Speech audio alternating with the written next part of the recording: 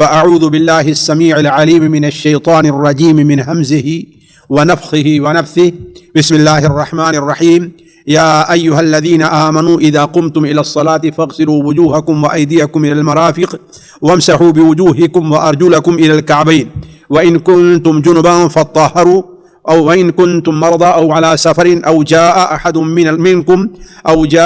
منكم من الغائط أو لامستم النساء فلم تجدوا ماء فتيمموا صعيدا طيبا فامسحوا بوجوهكم وأيديكم منه ما يريد الله ليجعل عليكم من حرج ولكن يريد ليطهركم وليتم نعمته عليكم لعلكم تشكرون. سبحانك لا علم لنا إلا ما علمتنا إنك أنت العليم الحكيم. رب اشرح لي صدري ويسر لي أمري واحلل عقدة من لساني يفقهوا قولي پیارے بھائیوں اور عزیز ساتھیوں، ابھی جو آیت ہم نے آپ کے سامنے تلاوت کی ہے یہ سورہ مائدہ کی آیت نمبر 6 ہے، جس کے اندر اللہ تبارک و تعالی نے بندوں کو یہ حکم دیا ہے کہ نماز سے پہلے وہ وضو کریں، اور اگر ناپاک ہے تو غسل کریں، اور اگر کوئی شخص ناپاک ہے اور اسے پانی نہیں مل رہا ہے تو وہ اللہ تبارک و تعالی نے اس زمین کو، اس مٹی کو اس کے لیے پاکی کا ذریعہ بنایا ہے، وہ تیمم کر لے۔ اللہ تبارک و تعالی اس کے بعد یہ فرماتا ہے کہ یہ تمہیں حکم اور اجازت اس لیے ہے تاکہ تم کسی مشکل اور پریشانی کے اندر نہ پڑ جاؤ، بلکہ اللہ تبارک و تعالیٰ تمہارے اوپر یہ احکام نازل کر کے اپنی نعمتیں پوری کرنا چاہتا ہے اور تم سے یہ مطالبہ کرتا ہے کہ تم اللہ تبارک و تعالیٰ کا شکر ادا کرو۔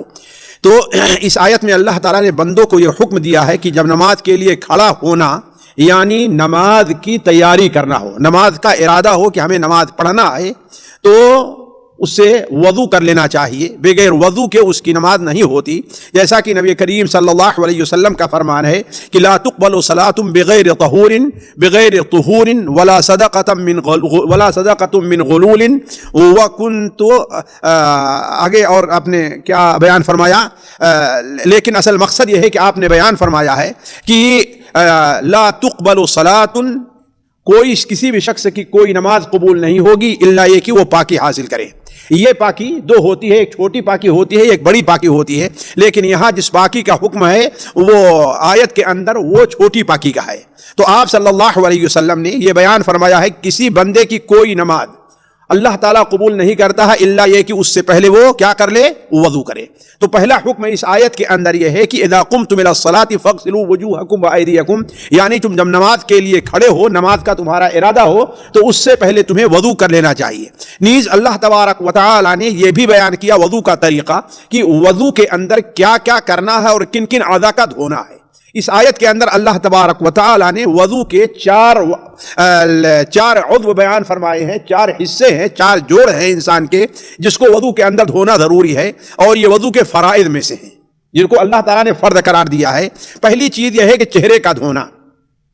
چہرہ ہر انسان کو معلوم ہے کہ چہرہ کس کو کہتے ہیں، لیکن شریعت میں جس چہرے کے دھونے کا حکم ہے وہ یہ ہے کہ اس کان سے لے کر کے کان تک، یہاں سے لے کر کے یہاں تک، اور اس پیشانی سے لے کر کے یہ ٹھڈی تک، یہ یعنی لمبائی میں پیشانی بھی داخل ہے اس میں، یہاں سے لے کر کے یہ ٹھڈی تک آنا چاہیے، ٹھڈی کے نیچے نہیں ہے، یعنی ٹھڈی کے حصہ اوپر کا حصہ، اور اس کان سے لے کر کے اس کان تک۔ یہ باتیں میں اس لیے بیان کر رہا ہوں کہ آج کل خصوصاً جب سردی کا موسم ہے اور پانی سے لوگوں کو ڈر لگتا ہے، پانی ٹھنڈا رہا کرتا ہے، ہر جگہ گرم پانی کا اہتمام نہیں ہوتا، اور اگر گرم پانی بھی ہوتا ہے تو لوگ اس سردی کے اندر بڑے بے احتیاطی سے کام لیتے ہیں۔ ٹوپی پہنے ہیں تو اس کو اتارنا نہیں چاہیں گے، عمامہ ہے تو اس کو نکالنا نہیں چاہیں گے، مفلر باندھا ہے تو اس کو کنارے نہیں کرنا چاہیں گے۔ تو لوگوں سے یہ کوتاہی اور غلطی ہو جاتی ہے کہ ان کا وضو مکمل نہیں ہوتا، اور جب وضو مکمل نہیں ہوگا تو نماز پڑھنے کا کوئی فائدہ نہیں ہے۔ اس لیے چاہے خاص سردی کا موسم ہے، گرمی کا موسم ہے، کسی بھی موسم میں انسانوں کو اپنا وضو مکمل کرنا چاہیے۔ تو پہلی چیز جسے اللہ تبارک و تعالی نے وضو میں دھونے کو فرض قرار دیا ہے وہ کیا ہے، چہرے کا دھونا ہے۔ اور چہرہ کس کو کہتے ہیں، چوڑائی میں لے کر کے اس کان سے لے کر کے اس کان تک۔ اس لیے بہت سے لوگ دیکھیں گے وہ جلدی میں وضو کرتے ہیں اور کان کا بغل کا یہ حصہ جو ہے، یہ حصہ جو اگر داڑھی رکھی ہے تو اس کے بغل کا جو حصہ ہے یہ کیا ہے، وہ خالی سوکھا رہ جاتا ہے۔ ضروری ہے کہ اس کے دھونے کا اہتمام کیا جائے، اگر وہ نہیں دھویا گیا تو بندے کا وضو نہیں ہے۔ تو آپ اللہ تبارک و تعالی نے فرمایا کہ فَاغْسِلُوا وُجُوهَكُمْ، تم اپنے چہرے کو دھو لو، اور چہرہ دھولنے کے اندر الحدیثوں سے پتہ چلتا ہے کہ کلی کرنا اور ناک میں پانی ڈالنا بھی داخل ہے. یعنی جہاں اللہ تعالیٰ نے چہرہ دھونے کا حکم دیا ہے تو اس میں کلی کرنا بھی ہے اور ناک میں پانی ڈالنا بھی ہے. اس لیے کہ اصل چہرہ تو یہ سامنے یہ ہے، لیکن جانتے ہیں انسان کی ناک اور انسان کا منہ اس حکم میں ہے، نہ تو کلی طور پر وہ چہرے سے داخل ہے اور نہ ہی باہر ہے. یعنی کہنے کا مطلب باہر اس لیے نہیں ہے کہ آپ کے منہ میں اگر کوئی تھوک ہے، اگر انسان روزہ ہے وہ تھوک نگل لے تو اس کا روزہ نہیں ٹوٹے گا، تو گویا اس کا حکم کیا ہے؟ داخل کا ہے، باہر سے کوئی چیز خارج نہیں ہوئی ہے. اور خارج اس لیے ہے کہ اگر انسان کلی کر لے، پانی منہ میں گیا کہ نہیں گیا، کلی کیا رہ بھی گیا، تو اس سے بندے کا وضو نہیں ٹوٹتا ہے. تو انسان کا منہ اسی طریقے سے ناک ایک اعتبار سے داخل جسم کے اندر کا حصہ ہے اور ایک اعتبار سے باہر کا حصہ ہے. چونکہ ایک اعتبار سے باہر کا حصہ اور چہرے کے ساتھ اس کا تعلق ہے، اس لیے اس کا بھی دھونا وضو کے اندر ضروری ہے. اور کلی کرنے میں اس بات کو دھیان رکھنا چاہیے، بہت سے لوگ جلدی جلدی میں ایسا کیے اور ایسا ناک پتہ نہیں پانی گیا بھی نہیں گیا اور گر جایا کرتا ہے. ضروری ہے کہ ناک میں یہ جو اوپر کا یہ جہاں سے ہڈی شروع ہوتی ہے یہاں تک انسان کے ناک میں پانی جانا چاہیے.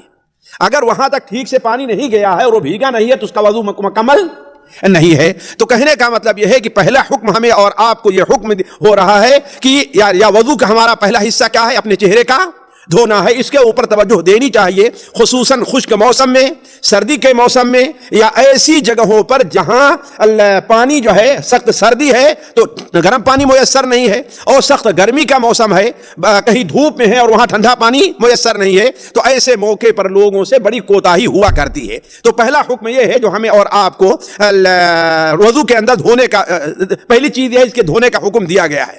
دوسری چیز اللہ تعالیٰ نے ارشاد فرمایا فَاغْسِلُوا وَجُوهَكُمْ وَأَيْدِيَكُمْ إِلَى الْمَرَافِقِ، اور اپنے ہاتھوں کو، ہاتھ کا اطلاق جو ہوا کرتا ہے یہ پورا حصہ انسان کا ہاتھ ہے. اس ہاتھ کے اندر بہت سے حصے ہیں، انگلیاں ہیں، ہتھیلی ہے، کلائی ہے، گٹا ہے، کہنی ہے، یہ بازو ہے کہ نہیں ہے؟ یہ ساری چیزیں انسان کے ہاتھ میں داخل ہے. یہاں سے لے کر کے مونڈھے سے لے کر کے نیچے تک انگلی تک کیا ہے؟ وہ ہاتھ میں داخل ہے. تو اللہ تعالیٰ بیان فرما رہا ہے کہ پورے ہاتھ کو نہیں دھونا ہے کہ یہاں انسان مونڈھے تک دھوئے، کہ ہمیں ہاتھ دھونے کا حکم دیا گیا ہے، یا انسان صرف ہاتھ دھو لے یہی ضروری نہیں، کافی نہیں ہے، بلکہ انسان جو ہاتھ دھولے گا وہ کیا ہے؟ اپنے انگلی سے لے کر کے کہنی تک. کہاں تک؟ جسے کیا کہتے ہیں؟ کہنی کہتے ہیں. یہ جہاں سے یہ مڑتا ہے، یہ جو ہڈی ہے یہ کہنی کہلاتی، یہاں تک دھونا ہے. لیکن اس کے ساتھ ساتھ ضروری یہ ہے کہ کہنی کو پورا دھونے کے لیے ضروری ہے کہ بازو کا بھی کچھ حصہ دھویا جائے، ورنہ کہنی کیا رہ جائے گی؟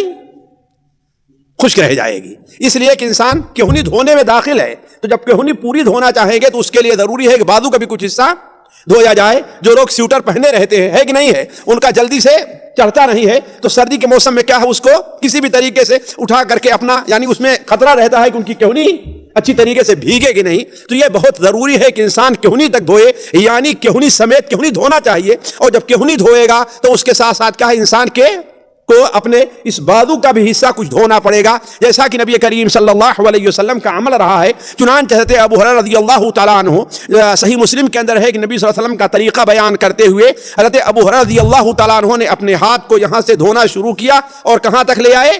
یہاں تک کہ آپ نے اپنے بازو کا بھی کچھ حصہ دھویا. آپ نے کیا کیا؟ بازو کا بھی کچھ حصہ دھویا. تو کہنی دھونے کے لیے بازو کا بھی حصہ دھونا ضروری ہے، ایک چیز.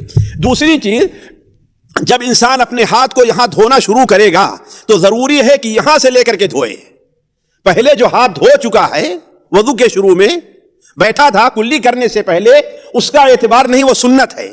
اگر اسی دھونے پر اکتفا کر لیں اور بعد میں کوئی آدمی صرف یہاں سے لے کر کے یہاں تک اپنا ہاتھ دھوئے اور اس پر پانی نہ پڑے تو اس کا وضو صحیح نہیں ہے. اس پر توجہ دینی چاہیے، اس پر غور کرنا چاہیے کہ جب وہ چہرہ دھونے کے بعد ہاتھ دھونا ہے تو کہاں سے کہاں تک دھونا ہے؟ اس انگلی سے لے کر کے، یعنی جو بالکل آخر میں ہے، یہاں سے لے کر کے پورا کہنی اور کہنی کا کچھ حصہ بھی دھونا ہے.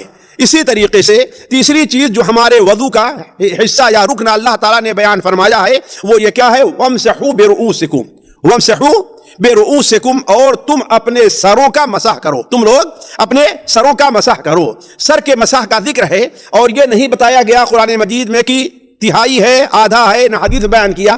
تو اصل یہ ہے کہ سر کے مسح کے اندر جہاں سے یہ بال شروع ہوتا ہے یہاں سے لے کر کے، اور جہاں تک بال اگتے ہیں، جہاں تک بال لٹکتے ہیں وہ نہیں، اس کا اعتبار نہیں ہے. جہاں تک بال اگتے ہیں جو سر کا حصہ داخل ہے، جیسا کہ جانور کو ذبح کر کے جتنا حصہ الگ کر دیا جاتا ہے تو یہ حصہ کیا ہے؟ سر کے اندر داخل ہے، پورے سر کا مسح کرنا ہے. اور نبی کریم صلی اللہ علیہ وسلم کا معمول یہی رہا ہے کہ آپ پورے سر کا مسح کرتے تھے، صرف چوتھائی سر کا یا 2-4 بالوں کے مسح پر آپ نے کبھی بھی اکتفا نہیں کیا ہے. چنانچہ نبی کریم صلی اللہ علیہ وسلم کے وضو کا طریقہ ہے.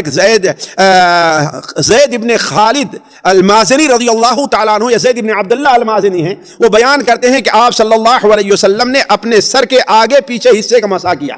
وہ کیسے؟ پھر بیان کیا، آپ نے اپنا ہاتھ یہاں اس سر کے شروع میں رکھا، پھر آپ آخر تک لے گئے، گدی تک یہاں لے گئے، اور پھر آپ صلی اللہ علیہ وسلم اس کو واپس لے آئے، یعنی پیچھے تک لے گئے اور پھر اس کو واپس لے آئے. تو انسان کو سر کا مسح کرنا ضروری ہے، اور چاہیے کہ پورے سر کا مسح ہونا چاہیے، نہ کہ سر کے ایک حصے کا، یا یہ ہو کہ سر کا عام حصہ ہے، اکثر حصہ، اس کے اوپر انسان کا ہاتھ پہنچ جانا چاہیے. اگر 2-1 بال یا کہیں انگلیوں کے درمیان کا حصہ رہ گیا تو اس کا اعتبار نہیں ہے. اسی طریقے سے ایک چیز اور ہونی چاہیے کہ سر کے ساتھ دونوں کانوں کا مسح کرنا بھی ضروری ہے. یہ پہلی چیز ہے، سر کے ساتھ دونوں کانوں کا مسح کرنا ضروری ہے، اس لیے کہ قرآن مجید میں اگرچہ کان کے مسح کا حکم نہیں ہے، قرآن مجید میں صرف سر کے مسح کا حکم ہے، لیکن نبی صلی اللہ علیہ وسلم نے اپنے قول سے اور اپنے عمل سے یہ بتلا دیا ہے کہ کان کا ہی مسح کرنا چاہیے. بلکہ آپ صلی اللہ علیہ وسلم نے یہ ارشاد فرمایا، الاذنان من الراس. کیا فرمایا؟ الاذنان من الراس. دونوں کان جو ہیں وہ سر کا حصہ ہیں، یعنی جس طریقے سے سر کا مسح کیا جاتا ہے ایسے ہی دونوں کانوں کا بھی مسح کیا جائے گا. تو یہ پہلی بات ہو گئی. دوسری بات یہ ہے کہ جس طریقے سے کان کے یہ خارجی حصے، اوپر کے حصے کا مسح کیا جاتا ہے، ایسے کان کے اندر کے حصے کا بھی مسح کرنا چاہیے.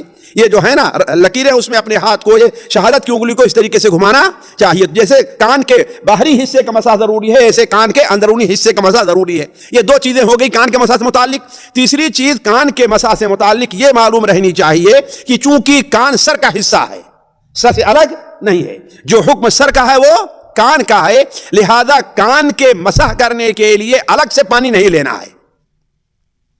ہاتھ دھونے کے بعد جب سر کا مسح کرنا تو پانی لیتے ہیں نا، پانی لیا اور جھاڑ کر کے سر کا مسح کرتے ہیں. تو سر کا مسح کرنے کے بعد اب یہ نہیں ہے کہ انسان کیا کرے، الگ سے پانی لے، بلکہ ہاتھ میں جو تری ہے اسی سے لے کر کے شہادت کی انگلی سے کان کے اندرونی حصے کا اور انگوٹھے سے کان کے باہری حصے کا مسح کرنا، یہ طریقہ ہے مسح کرنے کا، یہ مسح کرنے کا طریقہ ہے. تو کہنے کا مطلب یہ ہے کہ تیسرا حکم جو ہمیں اور آپ کو اس میں ہو رہا ہے وہ کیا چیز ہے کہ انسان سر کا مسح کرے. اور جیسا کہ ہم نے آپ لوگوں سے بتایا کہ سر کے ساتھ ساتھ کیا ضروری ہے، کان کا مسح کرنا بھی ضروری ہے. اس لیے کہ ہمارے نبی صلی اللہ علیہ وسلم بیان فرمایا ہے کہ کان سر کا حصہ ہے، یعنی جس طریقے سے سر کا مسح کیا جاتا ویسے ہی کان کا مسح کیا جائے گا.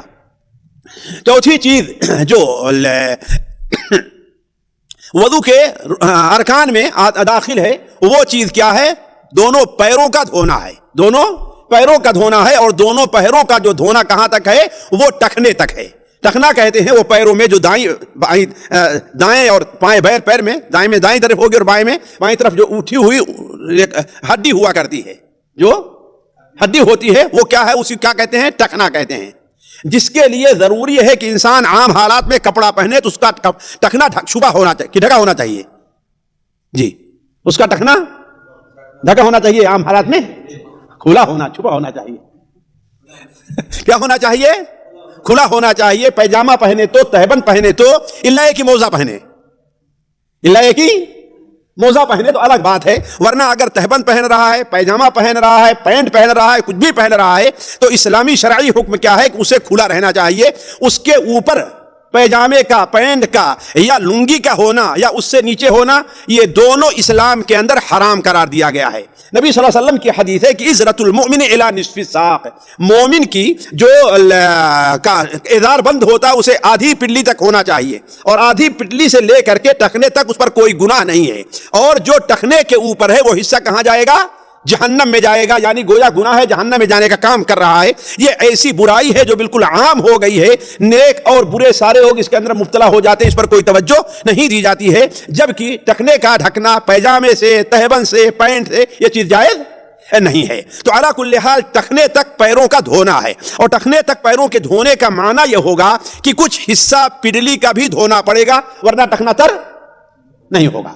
ٹخنا تر نہیں ہوگا. تو کہنے کا مطلب یہ ہے کہ نبی کریم صلی اللہ علیہ وسلم کا اس پر عمل بھی رہا ہے. جیسا کہتے ہیں آپ صلی اللہ علیہ وسلم نے کا طریقہ بیان کرتے ہوتے ابو ہریرہ نے بیان فرمایا کہ آپ صلی اللہ علیہ وسلم نے اپنے پیروں کو دھولا یہاں تک کہ ٹخنے تک، یہاں تک کہ آپ پڈلی کو دھونا شروع کر دیے. تو گویا پٹنی کا بھی کچھ حصہ آپ کے دھونے میں آیا ہوا ہے. اس پر توجہ دینی چاہیے کہ پیر کا جو دائیں طرف کا ہو یا بائیں طرف کا، ٹخنے کا جو حصہ ہوتا ہے وہ خالی، اور ایڑی کے بغل میں جو حصہ رہا کرتا ہے یہ بڑے مشکل سے بھیگتا ہے. یہ کیا ہے؟ بڑی مشکل سے بھیگتا ہے. اس کے بھگونے کا خصوصی اہتمام کرنا چاہیے. نبی کریم صلی اللہ علیہ وسلم نے ارشاد فرمایا ویل للاعقاب من النار، جو ایڑیاں خشک رہ جاتی ہیں تباہی ہے ان کے لیے کہ وہ جہنم میں جائیں گی. جب کسی کی نماز صحیح نہیں ہوگی اس کے بغیر تو گویا وہ جہنم میں جانے کا کام کر رہا ہے، اور اگر نماز پڑھ بھی رہا ہے تو اللہ تبارک و تعالیٰ اس کے اس حصے کو جہنم میں ڈالے گا. تو یہ 4 عضو ہیں جس کا دھونا نماز کے اندر، نماز پڑھنے کے لیے وضو میں ضروری ہے. یہ ارکان میں کہے جاتے ہیں. اور کچھ اور چیزیں بھی ہیں جو قرآن مجید میں تو نہیں ہیں، البتہ اللہ کے رسول صلی اللہ علیہ وسلم کی حدیث سے اس کا ثبوت ہوتا ہے کہ ان کا بھی اہتمام کرنا چاہیے. مثال کے طور پر پہلی چیز یہ ہے ان میں سے جو وضو کے اندر 5ویں چیز کہہ لیجئے جو ہم نے بیان کیا، 4 چیزیں تو وہ ہیں. 5ویں چیز یہ ہے کہ یہ سارے کام ترتیب سے کیے جائیں. سارے کام کیا ہے؟ ترتیب سے، یعنی پہلے چہرہ دھوئے، پھر اس کے بعد ہاتھ، پھر سر کا مسح، پھر اس کے بعد پاؤں. یہ نہیں ہونا چاہیے کہ پہلے ہاتھ دھونا شروع کیا، یہاں تک ہاتھ دھو لیا، اس کے بعد کلی کر لیا، ناک پانی دیا اور سر کا مسح کر لیا. ایسا کرتا ہے تو یہ چیز جائز نہیں ہے. اس لیے کہ اللہ کے رسول صلی اللہ علیہ وسلم نے جب بھی وضو کیا ہے تو ترتیب سے وضو کیا ہے، بغیر ترتیب کے آسرت وضو کرنا ثابت نہیں ہے. ایک چیز. دوسری چیز جو ہے، ایک اور بات پر توجہ دینی چاہیے کہ وضو جو ہونا چاہیے ایک عضو دوسرے کے بعد فوراً، اس میں دیر نہیں ہونی چاہیے. بسا اوقات ہو سکتا ہے جیسے آج کل کا ماحول ہے کہ آپ وضو کر رہے ہیں، آپ نے اپنے منہ کو دھولا، کلی کی، ہاتھ دھونا شروع کیے یا ہاتھ دھو لیے کہ اتنے میں ٹیلی فون آ گیا. آج کل جو مصیبت ہمارے اوپر ہے نا، اور یہ عجیب سی مصیبت ہے. کل اسی مسجد کے اندر، اللہ تعالیٰ لوگوں کو معاف کرے، میں نماز پڑھا رہا تھا، ابھی جماعت کھڑی ہو رہی، اس لیے بتا رہا ہوں کہ اس پر متنبہ رہنا چاہیے. ابھی جماعت کھڑی ہو رہی ہے کہ ایک شخص کا ٹیلی فون آ گیا. اب وہ لے کر کے بات کرنا شروع کر دیا. کچھ دیر تک تو مسجد میں باتیں کرتا رہا آہستہ آہستہ، لیکن جب سناٹا رہتا ہے تو ہر کی نماز ویسے خاموشی ہے تو آواز ہلکی آواز، یہاں تک مصلیوں کو. پھر اس کے بعد جو ہے باہر نکل کے بات کرتا رہا، یہاں تک کہ میرے اندازے کے مطابق یقیناً 2 رکعتیں تو اس کی چھوٹ گئی ہیں. کتنی؟ اور تیسری بھی چھوٹی ہو تو واللہ عالم، لیکن 2 رکعتیں اس کی یقیناً چھوٹ گئی ہیں. یہ بہت بڑی کوتاہی ہے اور اللہ تعالیٰ کی حق تلفی ہے. نماز کھڑی ہے، اللہ تعالیٰ کا حق ہے، تو اللہ تعالیٰ کے حق کو چھوڑ کے دوسرے کا حق ادا کر رہا ہے. اللہ اس کو کیسے قبول کرے گا؟ آپ کا سیٹ ہو، آپ سے کوئی بات کہے، آپ اس کی طرف متوجہ کر کے، کوئی اپنا ساتھی ہے اس کے ساتھ بات کرتے ہیں، اس کو قبول کرے گا؟ تو چل جائے کہ اللہ تعالیٰ کی اتنی بھی عزت ہمارے نزدیک نہیں رہ گئی ہے ساتھیوں. تو کہنے کا مطلب ہے، بات یہاں سے نکلی تھی کہ آپ نے اپنے چہرے کو دھویا یا ہاتھ دھویا، کسی کا ٹیلی فون آ گیا، اب آپ اس پر بات کرنے لگے. آج کل چونکہ فری کالیں ہوا کرتی ہیں لہذا لوگ بڑے اطمینان سے بات کرتے ہیں، ہے کہ نہیں ہے؟ مجھے تعجب ہوتا ہے کہ آدھے گھنٹے کیا باتیں کرتے رہتے ہیں، بات ہی نہیں ختم ہوتی ہے نا. میری باتیں تو 2-3 منٹ میں ختم ہو جاتی، کچھ رہ ہی نہیں جاتا میرے پاس بات کرنے کے لیے. لیکن یہ ہے کہ لوگوں کا اپنا یہ ہے کہ صرف یہی نہیں کہ اپنی بیوی سے اتنی لمبی باتیں کرتے ہیں، چلو کرے تو ایک بات ہے، کیا ہے دوسروں سے بھی اتنی لمبی باتیں کر رہے ہیں کہ رحمان الحافظ. تو بات لمبی ہو گئی، گرمی کا موسم تھا، بات لمبی کی ہے، اتنی دیر میں آپ کا چہرہ خشک ہو گیا. اب آپ آئیں سوچیں کہ ہمیں کیا کرنا چاہیے. اب تو ہم یہاں تک دھو چکے تھے، اس لیے کہ دوسرے کاموں میں لوگوں کو جلدی نہیں رہتی، لیکن دین کے کام میں بڑی جلدی رہا کرتی ہے. دوسرے کام میں جیسے کھیل ابھی چل رہا ہو تو آدھا گھنٹہ لیٹ ہو جائے کوئی بات نہیں ہے، لیکن امام نماز پڑھا رہا ہو تو 5 منٹ برداشت کرتے ہیں. یہاں درس ہو رہا ہے تو 2-4 منٹ بھی برداشت نہیں کرتے. ہماری دین سے بیزاری یہ ہے، اسی لیے اللہ تبارک و تعالیٰ کی پھٹکار اور مار ہمارے اوپر ساری دنیا میں آ رہی ہے. اس لیے کہ اللہ تعالیٰ ہماری نیتوں کو دیکھتا ہے کہ ہم اللہ کو کیا اہمیت دے رہے ہیں اور لوگوں کو کیا اہمیت دے رہے ہیں. ہم نے اپنے کام کو کیا اہمیت دی اور اللہ تعالیٰ کے دین کو کیا اہمیت دی، ہم نے اللہ کے حکم کو کیا اہمیت دی ہے اور اپنے سیٹ اپنے باس کے حکم کیا اہمیت دی. اللہ تعالیٰ یہ چیزیں دیکھ رہا ہے. تو علی کل حال اگر کسی نے ایسا کیا اور اس کے آدھا خشک ہو گئے تو اب اس کا وضو نہیں ہوگا، اسے شروع سے وضو کرنا چاہیے. مسئلہ سمجھ رہے ہیں نا کہ اس کو شروع سے وضو کرنا چاہیے. یہ نہیں چلو اب پیر دھول کر کے مسا کر کے ہم اپنا چھٹکارا لے لیں. تو کہنے کا مطلب یہ ہے کہ چھٹی چیز جو وضو کے اندر ضروری ہے، کیا ہونا چاہیے کہ انسان کیا کرے، وہ لگاتار بغیر کسی توقف کے، یعنی اتنا فاصلہ نہ ہو. دیکھیے ہلکا سا توقف، ہاں بھائی میں وضو کر رہا ہوں بعد میں بات کروں گا، کوئی بات نہیں ہے. ایسے کسی سے، یا کوئی دیکھے کہ آپ کام کر رہے ہیں لیکن کوئی کام پڑ گیا جلدی، ارے مثال طور پر آپ لوگ کھانا پکا رہے ہیں، وضو کر رہے تھے، آپ کو یاد آیا کہ چاول کہاں ہے، ہانڈی چولہے کے اوپر ہے، اب آپ سوچتے ہیں کہ میں بھول گیا، بند نہیں کیا تو جل جائے گی، ٹھیک ہے جلدی جائے بند کر کے آ جائیے، اس لیے اتنی دیر میں خشک ہونے والا نہیں ہے۔ تو کہنے کا مطلب یہ ہے کہ وضو کے اندر کیا ہونا چاہیے، پے در پے، ایک کے بعد۔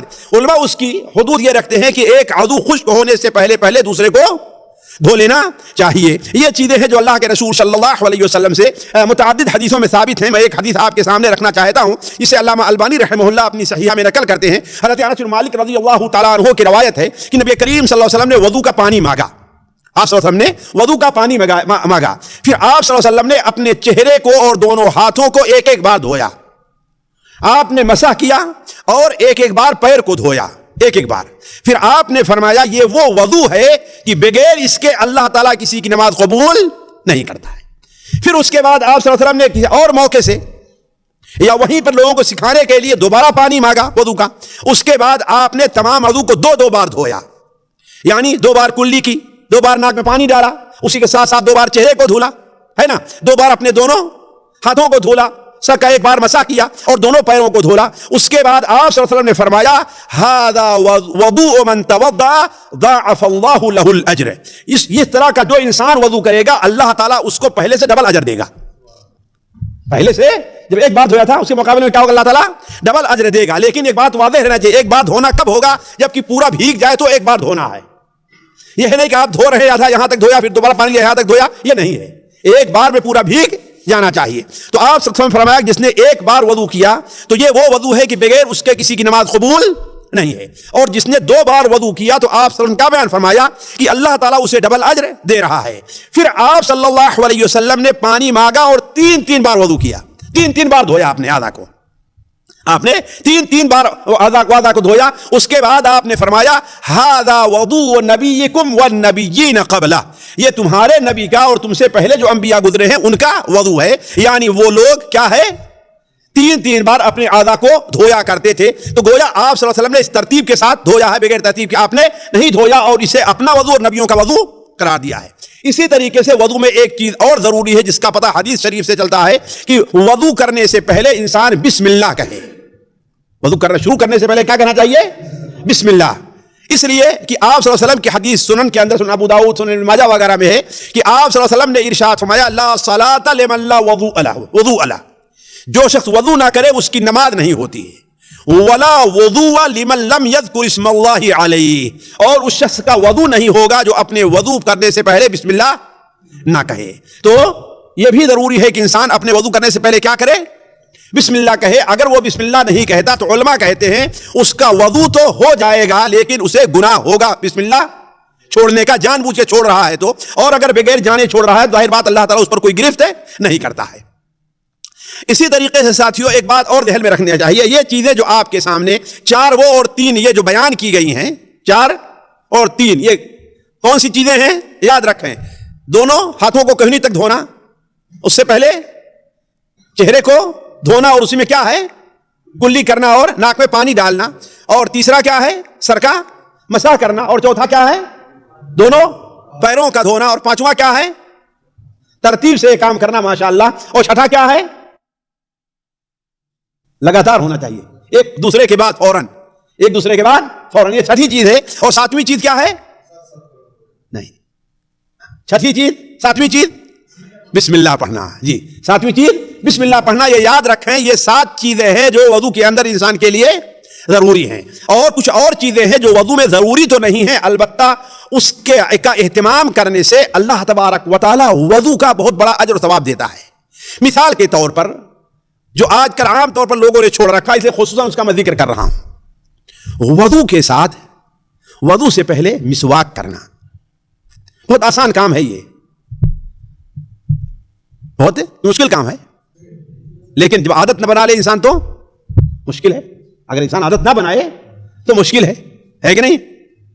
1.5 ریال 3 ریال کی پیپسی خرید لے گا جو ایک ہی بار میں ختم ہو جائے، نقصان بھی کرنے والی ہے، لیکن 1 ریال 2 ریال کی مسواک اس کو خریدتے بہت بھاری پڑتا ہے۔ وہ تو یہاں ہے، ورنہ ہمارے ہندوستان پاکستان میں تو اور بنگلہ دیش میں تو خریدنے کی ضرورت ہی نہیں ہے کہ نہیں ہے؟ نیم کے درخت ہر جگہ آپ کو یا ایسے دوسرے درخت جگہ پائے جائیں گے، ہے کہ نہیں ہے؟ تو مسواک جو ہے ساتھیوں یہ بہت بڑے ثواب کی چیز ہے، بہت بڑے ثواب کی چیز ہے. میں ابھی مسواک کے فضیلت نہیں بیان کرتا ورنہ پورا اس کے لیے ایک درس چاہیے. کتنی فضیلت مسواک کے اللہ تعالیٰ رسول بیان فرمایا. یہی کیا ہے، صحیح بخاری میں حضرت عائشہ کی ایک حدیث ہے جو معلق رائی کیا ہے کہ مسواک کرنا جہاں ایک طرف اس سے منہ کی صفائی ہوتی ہے وہیں دوسری طرف اللہ تعالیٰ اس سے راضی ہوتا ہے جو مسواک کرتا ہے. ذرا سوچیں کتنی بڑی فضیلت ہے جی، کتنی بڑی فضیلت ہے. ذرا سوچیں اللہ کا راضی ہونا معمولی چیز ہے ساتھیوں. اگر رب ہم سے راضی ہو جائے، ذرا سوچیں آپ، رب ہم سے راضی ہو جائے تو ہمیں کسی چیز ضرورت رہے گی دنیا اور آخرت میں؟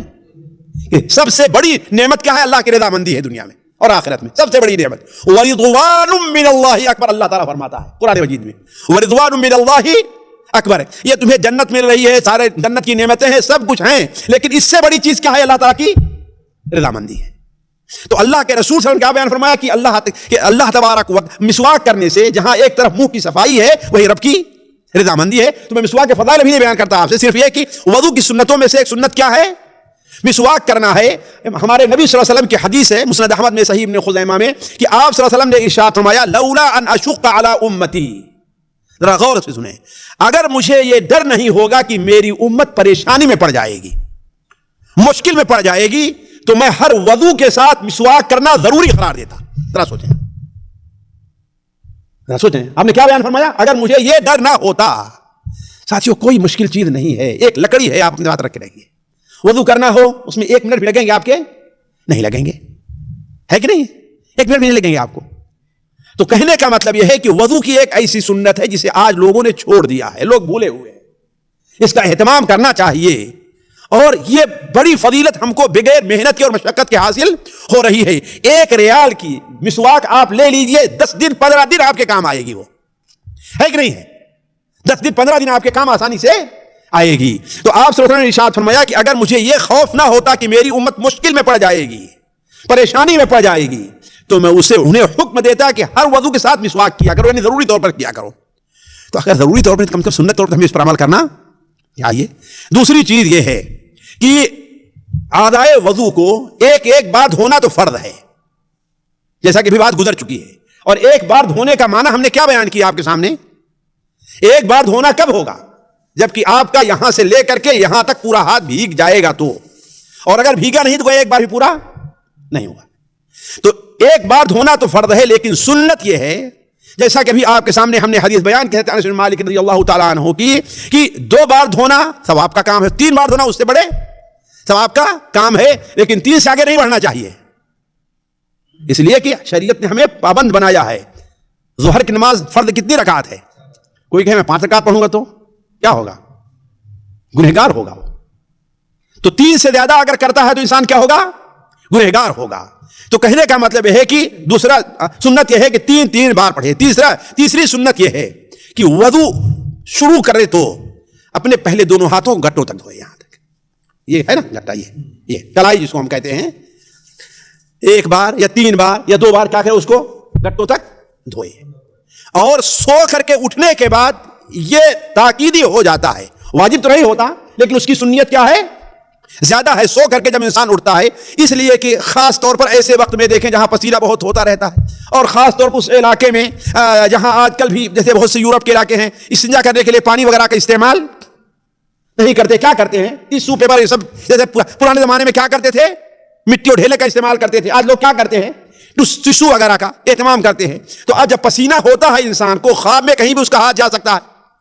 اگر کسی سے کہیے تو مانے گا نہیں، لیکن وہ سو رہا ہے تو آپ دیکھیں گے اپنے جسم کے ادھر ادھر کے حصے کو وہ کھجلا رہا ہے کہ نہیں ہے؟ تو اس سے اور اگر نہیں ہے تو میل کچیل ہے انسان کا، کیا ہے؟ ہاتھ ہی چاروں طرف جاتا رہتا، پسینے سے گندا ہو جایا کرتا ہے کہ نہیں؟ ناپاک اگرچہ نہیں ہے. تو آپ صلی اللہ علیہ وسلم نے سو کر کے اٹھنے کے بعد، خاص طور پر رات کے سو کر کے اٹھنے کے بعد جب دیر تک انسان سوتا ہے، تو آپ صلی اللہ علیہ وسلم نے تاکیدی حکم دیا ہے کہ پہلے کیا کرے؟ اپنے دونوں ہاتھوں گٹوں تک دھو لے. اسی طریقے سے چوتھی سنت یہ ہے، لیکن مشکل یہ ہے کہ یہاں کم لوگ دکھائی دے رہے ہیں جو سنت پر عمل کریں گے. ایک آدھی آدمی میں دکھائی دے رہے ہیں، 2 آدمی، یا پیچھے ایک آدمی بیٹھے ہوئے ہیں. وہ سنت کیا ہے؟ داڑھی کا خلال کرنا. جب داڑھی نہیں رکھیں گے لوگ تو کیا کریں گے؟ ہے نا؟ دیکھیے اللہ کے رسول کی سنت پر عمل کرنے سے محروم رہ جائے، داڑھی نہ رکھنے کے بھی نقصان ایک ہے. اللہ کے رسول کی سنت سے کیا ہے؟ انسان محروم ہے. تو کیا ہے؟ داڑھی کا خلال کرنا ہے. داڑھی کے خلال کا طریقہ صحیح بیان کرتے ہیں کہ آپ پانی لیتے تھے اور یہ ایسے ایسے، ہے نا؟ یہ ایسے. اس لیے کہ دیکھیے داڑھی کے اوپر کا حصہ دھونا، خاص طور پر جن کی داڑھی گھنی رہتی ہے، یہ واجب ہے، لیکن اندر کا حصہ دھونا یہ واجب نہیں ہے، لیکن کیا ہے، بہتر خلال کرے تاکہ وہاں تک پانی پہنچے، ہے کہ نہیں ہے؟ تو داڑھی کا خلال کرنا اس لیے کہ اللہ کے رسول صلی اللہ علیہ وسلم کے حضرت عثمان غنی رضی اللہ تعالیٰ عنہ نبی صلی اللہ علیہ وسلم کے وضو کا بہترین طریقہ بیان کیے ہیں۔ چند صحابہ ہیں جنہوں نے بہترین طریقے سے اللہ کے رسول کے وضو کا طریقہ بیان کیا ہے، حضرت عثمان ہیں، حضرت علی ہیں، حضرت عبداللہ ابن عمر ہیں، حضرت عبداللہ ابن زید بن عبداللہ المازنی ہیں۔ یہ لوگ ہیں جو اللہ کے رسول کے وضو کا بہترین طریقہ بیان کیے ہیں، جن میں حضرت عثمان رضی اللہ تعالیٰ عنہ بھی ہے۔ وہ بیان فرماتے ہیں کہ اللہ کے رسول کان یخلل لحیتہ، اللہ کے رسول سے اپنے داڑھی کا خلال کیا کرتے تھے۔ اسی طریقے سے ایک سنت یہ بھی ہے کہ انگلیوں کے درمیان کا خلال کرنا، یعنی یہ وضو کر رہے ہیں نا تو وضو میں کیا ہے، خاص طور پر ساتھیوں آج کل سردی کے موسم میں یہاں سعودیہ میں جہاں موسم بہت خشک رہا کرتا ہے، جلدی پانی، اور بالاخص وہ لوگ جن کی انگلیاں بڑی قریب، خصوصاً پیر کی جو انگلیاں ہوا کرتی ہیں، بعض لوگوں کی بڑی قریب رہا کرتی ہیں، بہت ہی قریب رہا کرتی ہیں، اور خشک ہے، اگر پانی ایسے ڈال لیا تو کیا ہے، انگلیوں تک درمیان پانی نہیں پہنچتا، اور یہ چیز مشاہدے میں ہے، بہت سے لوگوں کو آپ دیکھیں گے تو ان کو خشک رہ جایا کرتا ہے۔ تو اس لیے آپ صلی اللہ علیہ وسلم نے کیا ہے، انگلیوں کے خلال کرنے کا بھی حکم دیا ہے، لیکن جو ہے وجوبی طور پر حکم نہیں دیا ہے۔ آپ صلی اللہ علیہ وسلم کا حکم ہے اذا توضأت فخلل بین اصابع یدیک ورجلیک، سنن ترمذی میں حدیث ہے، جب تم وضو کرو تو اپنے ہاتھوں کی انگلیوں اور اپنے پیر کی انگلیوں کا کیا تم خلال کرو۔ خلال کا معنی کیا ہے، وہاں پر ہے نا، انگلی سے ہے نا اپنے جو ہے یعنی وہاں تک رگڑنا چاہیے تاکہ پانی وہاں تک پہنچ جائے۔ اسی طریقے سے ایک سنت یہ بھی ہے جو بہت سے لوگ چھوڑ دیتے ہیں، وضو کرتے ہوئے انسان کو چاہیے کہ اپنے اعضاء کو رگڑ رگڑ کر دھوئے۔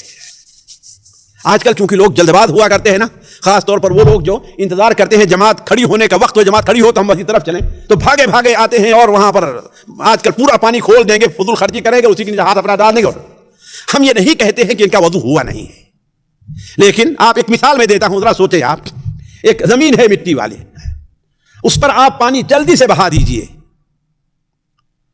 اس پانی کو زمین زیادہ قبول کرے گی کہ آہستہ آہستہ اس پانی بہے تو قبول کرے گی؟ وہ جی آہستہ آہستہ۔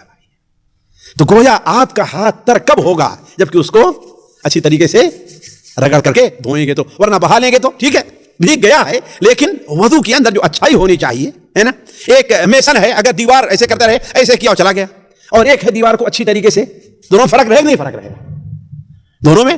ہم دیکھنے والا کوئی فرق نہ کرے، لیکن جس کے لیے وضو کرے وہ تو فرق کر سکتا ہے، کرے کہ نہیں کرے گا۔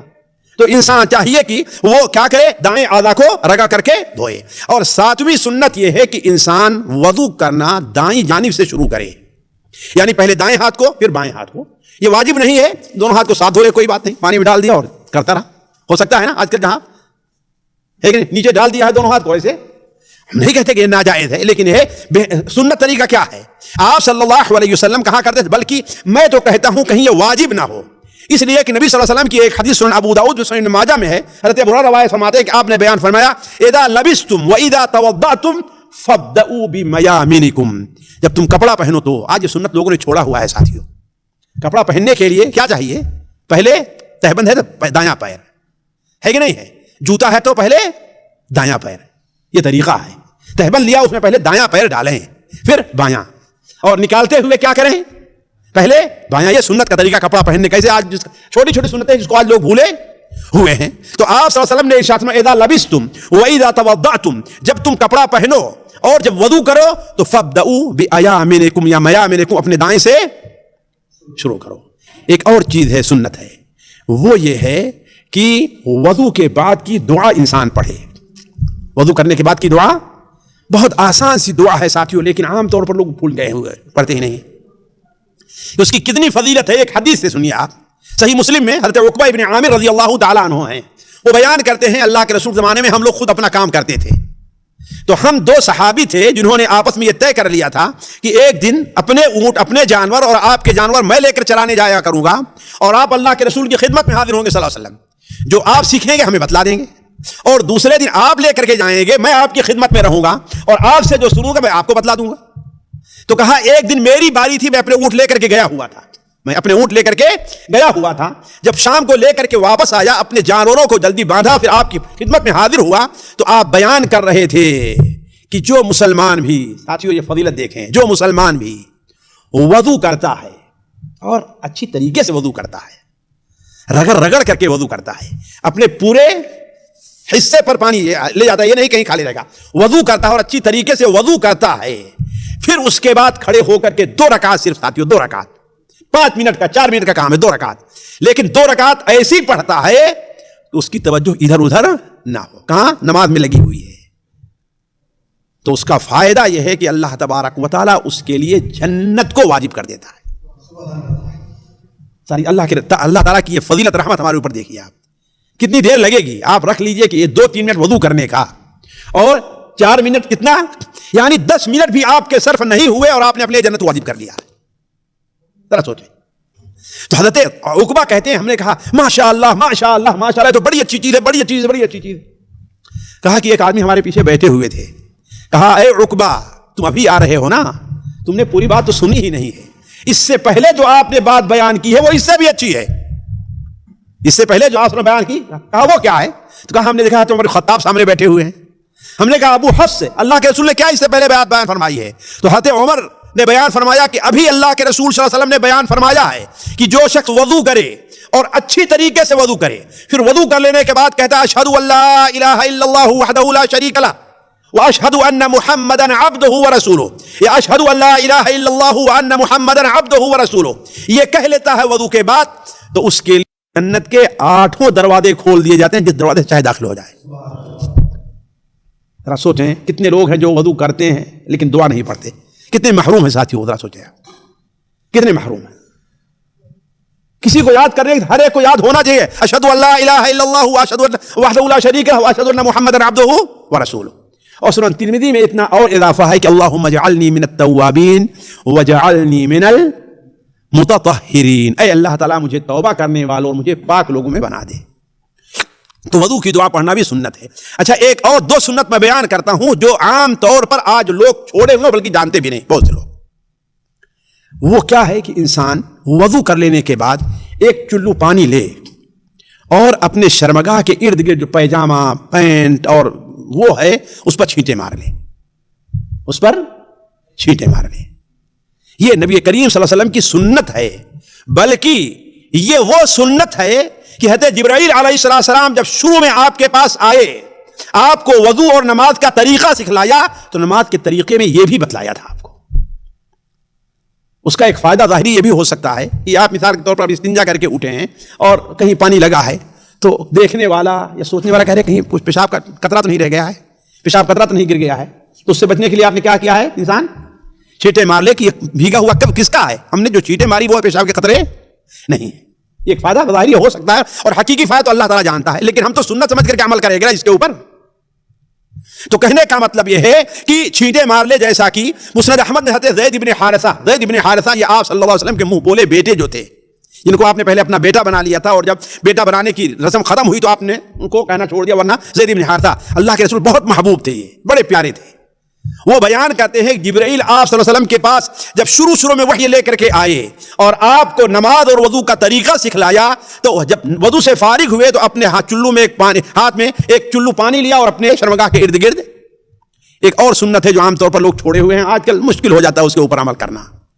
وہ کیا ہے کہ انسان جو وضو کرتا ہے, پہلے کیا ہے بدنے میں لوٹے میں پانی اور برتن پانی لے کے وضو کرتے تھے نا, تو جب وضو کر لے تو وضو کرنے کے بعد وضو کا بچا ہوا جو 1-2 گھونٹ پانی ہے اس کو پی لے انسان. یہ سنت ہے جو آج لوگوں نے, ہمارے نبی اس سنت پر عمل کرتے تھے. اس کی ایک بہت بڑی حکمت یہ بھی ہو سکتی کہ اے اللہ تبارک و تعالی, اس پانی سے ہم نے اپنے جسم کے ظاہری حصے کو پاک کر لیا ہے, تھوڑا پانی پی لے رہا ہوں کہ اللہ تعالیٰ میرے باطن کو پاک اور صاف کر دے. تھوڑا سا پانی اس کا وضو کا میں پی لے رہا ہوں تاکہ میرا باطن بھی پاک اور صاف کر دے. تو یہ سنت ہے نبی کریم صلی اللہ علیہ وسلم کی. حضرت علی رضی اللہ عنہ صحیح بخاری میں ہے, وہ بیان کرتے ہیں, ابو حیہ اور سنن ترمذی وغیرہ میں ہے, بیان کرتے ہیں کہ اللہ حضرت علی رضی اللہ عنہ پانی منگائے وضو کرنے کا. آپ نے وضو کیا اور وضو کرنے کے بعد فرمایا کہ اللہ کے رسول سے وضو ہے, اور کھڑے ہوئے اور جو برتن میں پانی تھا اسے تھوڑا سا آپ نے حضرت علی نے پی لیا. تو کہنے کا مطلب ہے کہ یہ وضو کی سنتیں ہیں. وضو کی فضیلت میں چند چیزیں رہ اچھا وضو کی ایک سنت اور بھی ہے جس پر کم لوگ عمل کرتے ہیں, وہ یہ ہے کہ وضو اگر انسان کرتا ہے تو وضو کے بعد 2 وضو کی سنت پڑھ لے, نفل نماز پڑھ لے. وضو کی 2 سنت کی نیت سے. کہیے ہم تو وضو کرتے ہیں مسجد میں آنے کے لیے, یہاں جماعت کھڑی ہوتی ہے, تب ہم اس پر کیسے عمل کریں گے, ہے کہ نہیں ہے؟ گھر میں وضو کیجیے، وقت ہے، مسجد میں آنے سے پہلے 2 رکعت سنت آپ، جس کو تحیۃ الوضو کہتے ہیں، اس کا کتنا بڑا فائدہ ہے ساتھیو بتائیں، کتنا بڑا فائدہ ہے. حضرت بلال رضی اللہ تعالیٰ عنہ سے ایک دن صبح کو آپ ملے اور کہا بلال یہاں آؤ، تو کہا اے رسول کیا ہے؟ کہا یہ بتاؤ کہ جب بھی میں جنت میں داخل ہوا ہوں میرے آگے چلنے کی کوئی آواز آ رہی ہے، کسی کے چپل کی، کسی جوتے کی، کسی کھڑاؤں کے چلنے کی آواز آ رہی ہے. ہم نے پوچھا وہ کون ہے؟ کہا بلال ہے. تو آخر بلال تمہارا کیا عمل ہے کہ تم جب ایسا کرتے ہو تو جب بھی میں جنت میں داخل ہوا تمہارے چلنے کی آواز سن رہا ہوں. تو بلال نے کہا اے اللہ کے رسول صلی اللہ علیہ وسلم، مسلمان ہونے کے بعد، اسلام لانے کے بعد جو میرے نزدیک سب سے محبوب میرا عمل ہے وہ یہ ہے کہ جب بھی میرا وضو ٹوٹا ہے ہم نے وضو کیا ہے. جب بھی میرا وضو ٹوٹ گیا ہے، نماز پڑھنی ہوئے، نماز کا وقت ہو یا نماز کا وقت نہ ہو، ہم نے کیا ہے؟ وضو کیا ہے. اور وضو کر لینے کے بعد ہم نے سمجھا کہ اللہ تعالیٰ وضو کس کے لیے کیا؟ نماز کے لیے نا، لہذا 2 رکعت ہم نے نماز پڑھ لی ہے اس کے بعد. تو اللہ کے رسول نے بیان فرمایا کہ یہ فضیلت جو تم کو ملی اسی وجہ سے ملی ہوئی ہے کہ وضو کیے 2 رکعت نماز کا تم اہتمام کرتے ہو. تو ساتھیوں جو وضو کی سنتیں ہیں، وقت کافی ہو گیا، میں چاہتا کچھ وضو کے فضائل بھی بیان کریں. اب انشاءاللہ اگلی مجلس کے اندر ہم وضو کے کچھ فضائل اور وضو کہاں کہاں ہمارے لیے کرنا سنت ہے، کس کس جگہ وضو کرنا چاہیے، کہاں ہمارے ضروری وضو کرنا ہے، اور وضو کو توڑنے والی کیا چیزیں ہیں، وہ انشاءاللہ اگلی مجلس میں آپ کے سامنے ہم بیان کریں گے. اللہ تعالیٰ سے دعا ہے کہ اللہ تعالیٰ ہمیں اور آپ کو پاک کرے، ہمیں اپنی نبی صلی اللہ علیہ وسلم پر عمل کرنے کی توفیق عطا فرمائے. سبحانک اللہم و بحمدک، اشہد ان لا الہ الا انت، استغفرک و اتوب الیک. سامعین کرام، ہمارے علمی اور عوامی دروس اور سوال و جواب کی مجلسوں سے آپ خود بھی مستفید ہوں اور اپنے دوست و احباب کے ساتھ بھی شیئر کریں. عین ممکن ہے کہ آپ کے شیئر سے کسی کی اصلاح اور آپ کے لیے صدقہ جاریہ بن جائے.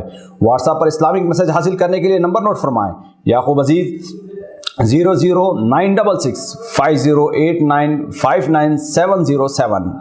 واٹس ایپ سوال جو آپ گروپ میں ایڈ ہونے کے لیے نمبر نوٹ فرمائیں: عبدالسلام عمری 00966 502627 622. نمبر بھیجتے ہوئے نام اور پتہ ضرور لکھیں. اسی طرح ہمارے یوٹیوب چینل اسلامی دعویٰ کو ضرور سبسکرائب کریں تاکہ ہماری ہر نئی اور اہم ویڈیو کی اطلاع آپ کو فوری حاصل ہو جائے. تمام دروس، مقالات اور سوال و جواب سیریز کے لیے ہماری مشہور ویب سائٹ www.islamidawah.com کا مشاہدہ کرتے رہیں. السلام علیکم ورحمۃ اللہ وبرکاتہ.